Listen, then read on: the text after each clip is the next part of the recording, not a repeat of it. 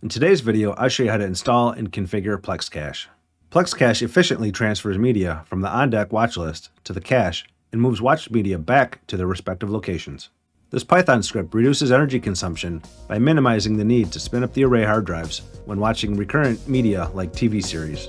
Let's get Plex Cache set up.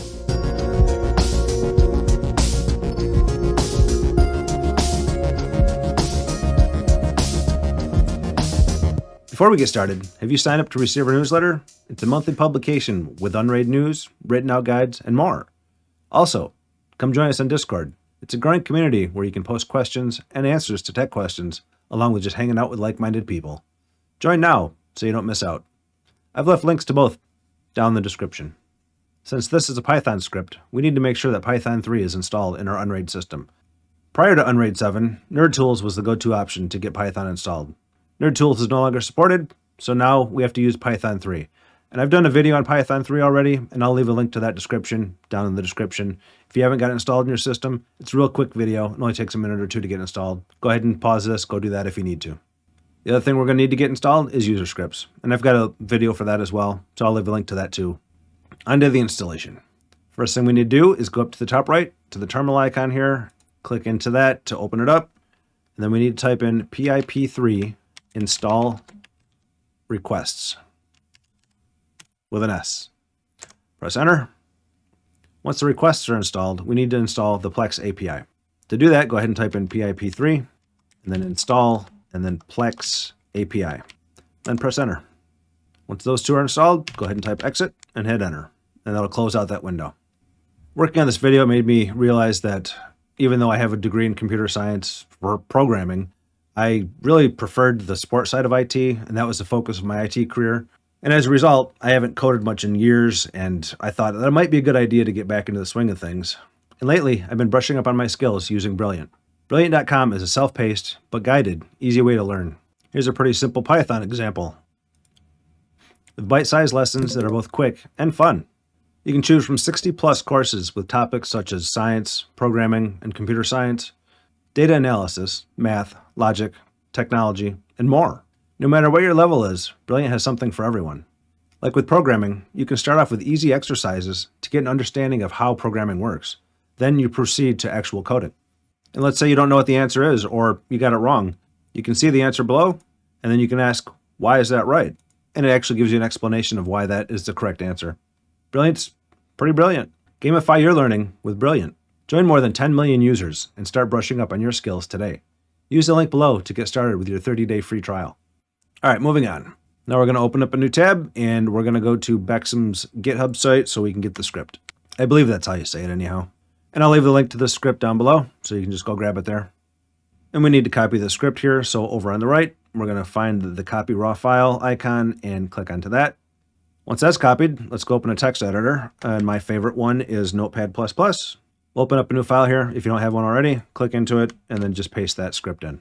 Now we're going to scroll all the way to the top. Once you're back at the top, what we're looking for is this line here that says script folder equals, and then it's going to have a location.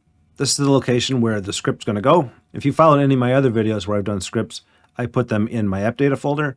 So I'm going to go ahead and show you here what my location is. So it's going to be the /mnt/user. We're going to get rid of system, and I'm going to put in data, and then scripts. I'll get rid of Plex Cache.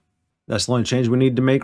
All right, we need to save this, so we're going to go up to File, go to Save As, and I'm going to browse to my server, which is for me going to be //10.0.0.11. Whatever your server is, you put in your server's IP, obviously. And then mine's going to go under the data share, and then under a folder I have in there called scripts, which is what we edited in that file. We'll go there, make sure it's there. We are in there. Then down at the file name, we're going to change this so it is plexcache.py. Make sure everything is correct. It's in the right location. File name is correct. Then we'll hit save. Then I'm going to open up another tab, and I got another site to go to. It's the same site, but different file. This is the setup file. Once again, we're going to click on the copy raw file, go back to our text editor, which is right there. I'm going to do new file, file new, and we'll paste in the script here. I'm going to save it to the same location. So up to File, Save As. I'm still in the same location here, so that's good. We'll change the file name here. Instead of a text file, we want this to be called Plex Cache. underscore setup.py. Hit save. So now let's go open the terminal in Unraid. The icon for it is right up here in the top right. We'll click in there and we got to browse to that location. So I'm going to go with cd, a space, a couple dots, press enter. That'll go back to the root directory. Now I'm going to type cd space /mnt/user/data/scripts. That's the location that I saved those files in. Go ahead and double check your path to make sure it's correct, which should be /mnt/user/data/scripts. Depending on where your scripts folder is at or where you stored the files, whatever that location is where you'd want to be. Once you know it's correct, go ahead and hit enter. It should go right to that location. Let's do an ls just to make sure that we're actually in the right location, which is going to list the files out. And you'll see that I've got a couple different Python scripts in there, a deluge mover, another mover script, and then the 2 Plex Cache files that we just created. Now we want to type Python 3, a space, and then Plex Cache, the name of the file here, Plex Cache underscore setup.py. And that'll run the Python script. We press enter, and at this point, we just follow the prompts. It says it can't find the file because it doesn't exist, so it's going to create one. Are we sure this is the right location? Yes. And if you look at the uppercase and lowercase here, anything that's uppercase here is the default option, so you can just press enter, and it'll default to whatever the uppercase letter is here. So in this case, it's a yes. Just going to hit enter, and it's created the file successfully. Then it wants our Plex server address. And if you look at the examples here, it'll show you basically what it's looking for. I don't have mine through an outside, web address, so I'm going to do this example here. Mine is going to actually be http:// then my server's IP address, which is 10, not 14, 10.0.0.11, and then the colon, and then the port number for Plex is 32400. If yours is something different, obviously you'd change it to fit whatever your port number is. Double check, make sure it's right. 10.0.0.11, 32400. That all looks good. I'm going to press enter. Then it's going to want my Plex token. To do that, we're going to have to open up Plex. So I'm going to drag this terminal window off to the side, and I'll drag it back in a minute here after we get Plex opened up. Open up a new tab. It's been a while since I've opened the demo one here. All right, so I got Plex open. Now to get the API key out of Plex, it's a couple steps, but it's pretty easy. Let me show you how to do that. In Plex, you can find any library item, but you have to be like on an actual movie or on the actual episode. And in the bottom of it, you'll find these 3 dots listed here. You'll see each one of them when you hover over it. It shows up. Click on those dots. Go all the way to the bottom. Click on the Get Info. At the very bottom of that new window that pops up, you'll see View XML. Go there. Then in the address bar, the URL bar up here, all the way over to the right. All the way. Scroll all the way over there. You'll see where it says X Plex token equals, then a random string of letters and numbers. That random string is your API key. So I'll highlight that and then copy it. Now let's go back to our terminal window. I'll drag that back over here. We'll paste in our token here. So right click, paste, then press enter. It says Plex is running on Linux, which is correct. Then it's going to list out the first library here, which is, in my case, movies. Do you want to include this library? And we do. So we're going to hit yes. Then press enter. And do you want to do TV shows? Yes. Like I said before, the Y is highlighted. Just going to hit enter, and it selects it. Do you want to include the music? That I don't want to include, so I'm going to hit no. Same with photos. I don't need that. And then it wants to know how many episodes do you want it to fetch at a time. So how many do you want to put on deck to be waiting to be queued up? The default is 5. I think that's a fair number, so I'm going to leave it at 5. Just press enter. And then the maximum age of media on deck. So it's going to look at the history of how far back something has been viewed. And if I haven't watched a TV show in 3 months or something like that, I probably don't care if it's in the cache part of it. So that's probably too many. 99 here's what's default. I think it's a little much for me. If you're going to go back that far and have stuff cached, that's fine. You're just going to set it to a number that you think is good. For me, 30 days is probably good. If I haven't watched something in a month, I'm probably not going to go back to it right away. So I'm going to change that to 30 and press enter. And then it says, do you want to fetch your watch list media? And I'm going to say no. I don't need any of that added, because if I pull up a movie that is in a watch list thing, then I can wait the extra 2 seconds for it to spin up the drives. Not a big deal. TV show episodes, since our family watches those pretty much every night, it's kind of nice to just have those up immediately. And then do you want to fetch the on-deck media watch list for other users? And you can do yes or no on this one. I don't have any other users, so I'm going to do no. But if you do, go ahead and hit yes. My main account, my production machine, I do have multiple accounts. And then I did go through and do yes and set up those for the different users. And if you do choose yes, it's going to list the user and say, do you want to skip this user? You can do yes or no.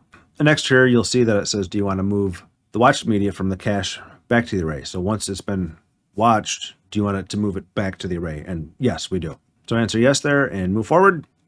And it says define the watched cache expiry duration in hours. So how many hours do you want it to set there after it's been watched?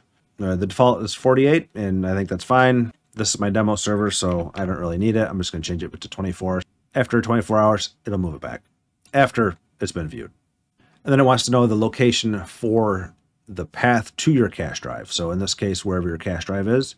And if you've been following my other videos, then you can just put in what I'm going to put in here, which is /mnt/cache/data/media. And then press enter. Test this given path. I don't need to, so I'm going to hit no, and it's defaulted to no anyhow. Then insert the path where your media files are located. So that's going to be where the actual files are on the array. So we're going to go /mnt/user/data/media because they are in the data share in a folder called media. Press enter.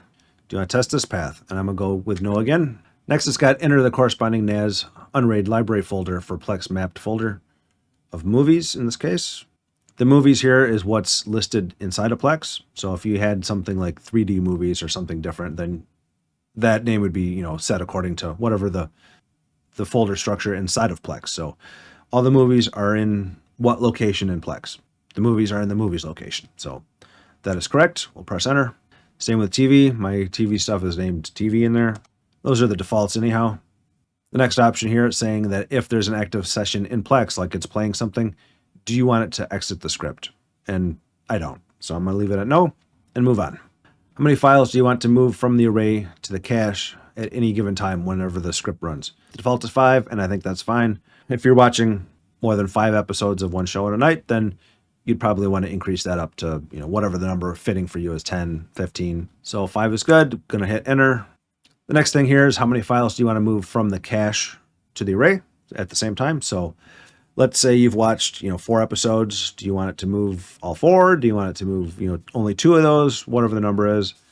And the default is 2, and I think that's a fine number. So if you've got 5 there and you've watched 3 of them, it's going to move 2 back. The next time it runs, the next 24 hours, it'll move the one that you watched before plus another one. Hopefully that all makes sense. So leave it on 2 and continue. Then the last option here is, do you want to debug the script? I don't see any point in it, so I'm going to hit no. And then it finishes up with, thanks for using Bexham's script. And like I said, I think that's how you pronounce the name here. And then he's got listed a link to his GitHub page for this Plex Cache script. And then the last line here, I want to shout out to Bexham for this wonderful quote from Hitchhiker's Guide to the Galaxy. Nicely done. So long, and thanks for all the fish. If you haven't read those Hitchhiker books series, it's pretty entertaining. It's a good read. All right, once that's done, go ahead and type exit. Now let's go back to our unraid server, and we're going to go over to user scripts. So we're going to go to settings and look for user scripts down at the bottom here, which is right here. I'm going to favorite this one as well. If you're not familiar with the favorites, there's a new feature with Unraid 7. Once you create a favorite, there's a little option up here that shows up as favorites. You can click into it. Whatever you got favorited will just show up here. Makes it quick and easy to get into stuff. And there's user scripts we just favorited, so we'll click into there. So now we're going to need to add new script. In the bottom left here, I'm going to scroll down. You'll see add new script. I'm going to go ahead and click onto that. We got to enter a script name. I'm going to call this one Plex Cache, all lowercase, then press OK. We'll find a Plex Cache in the list here. There it is. We're going to hover over the little cogwheel icon and then go up to edit script. We're going to leave line 1 alone here. So jump down to line 2. In here, we want to put in Python 3, a space, then /mnt/user/data/scripts, which is the location we put the scripts into, and then /, and then the name of the script itself. In this case, it's going to be the plexcache.py. Once again, that's going to be Python 3 space /mnt/user/data/scripts /plexcache.py. Once you've got that all correct, go ahead and hit Save Changes. We'll find Plex Cache back here in the list. And over on the right here, where it says Schedule Disabled, we're going to change this to Daily. Right there, Schedule Daily. Then we're going to click Run on the background to run it right now. And then hit Done. And that's it. Now, once a day on the daily schedule, it's going to run that script in the background. It's going to take any files that are on deck that are, queued up to be watched next and move those over to your cache drive. And then after 24 hours or 48 hours, whatever you had it set at, it will move them back to the array. So now when you have your disk spun down and you go to play a file that's on deck, it's just going to instantly pop right up and start playing because it's going to pull it off the cache drive, which is hopefully an SSD, and it's just going to be a lot quicker than a standard spinning drive. If you're like me and you have the power saving stuff turned on, you have the drives going to sleep, it's not going to have to spin them up and look for the file and take that extra, couple seconds to get that done. Saves wear and tear on the drives. They're not running all the time. It's kind of nice. If you found this video helpful, make sure to hit that like button and subscribe to the channel. And check out one of these next. And I'll see you in the next one.